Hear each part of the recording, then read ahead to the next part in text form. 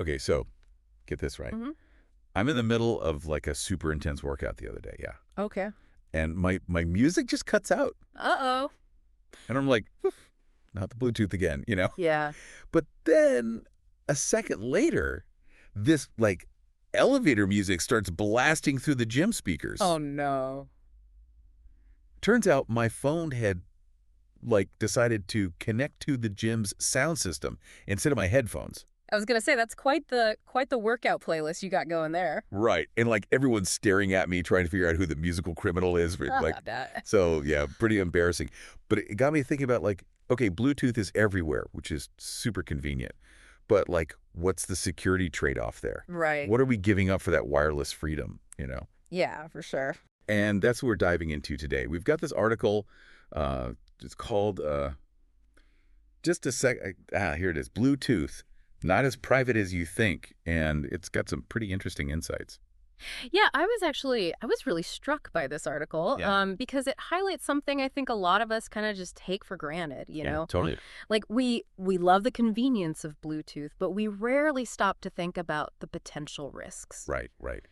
And the core issue here, the way I see it, is that Bluetooth itself, at its heart, wasn't really designed with like super high level security as a top priority. Really? Yeah, it's more about convenience.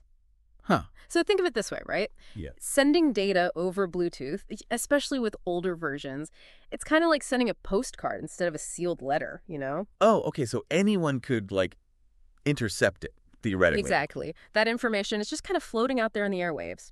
And that's where things like Bluetooth sniffing come in. Bluetooth sniff. Yeah, it's a hacking technique, and I'm not going to get too technical here. Okay, good, because you know me. But essentially, it's like imagine a digital bloodhound, right, sniffing out data packets in the air.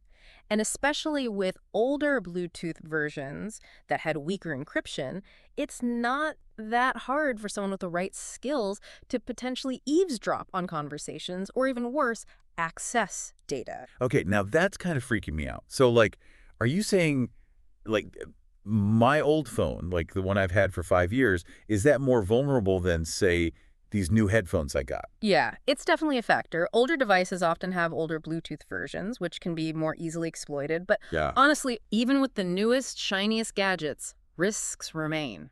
So what can we even do? Well, the good news is the article actually offers some really practical tips. Okay.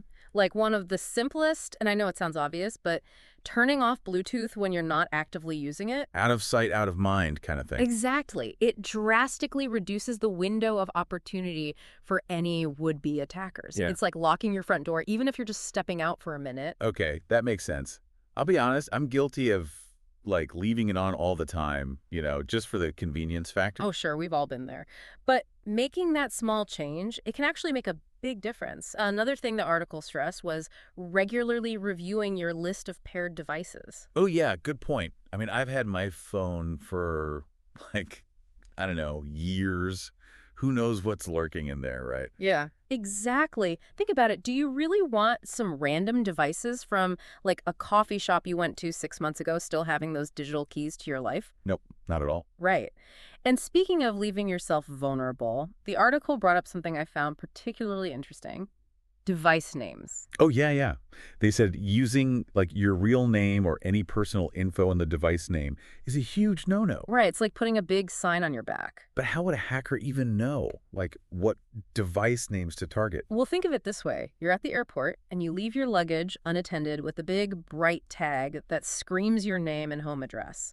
Not the smartest move, right? Definitely not. It's the same principle here. Hackers use readily available tools that can scan for nearby Bluetooth devices.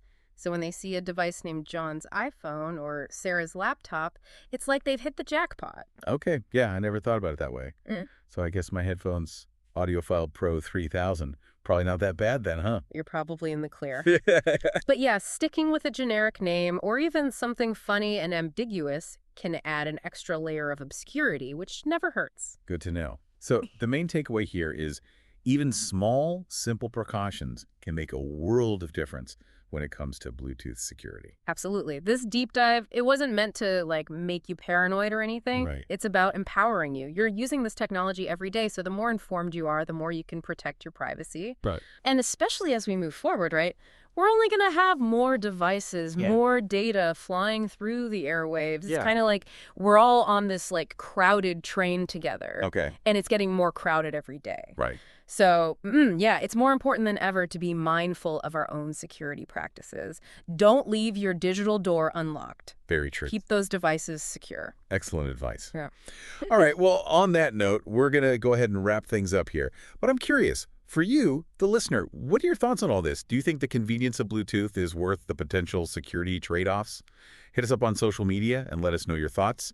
Until next time, stay curious.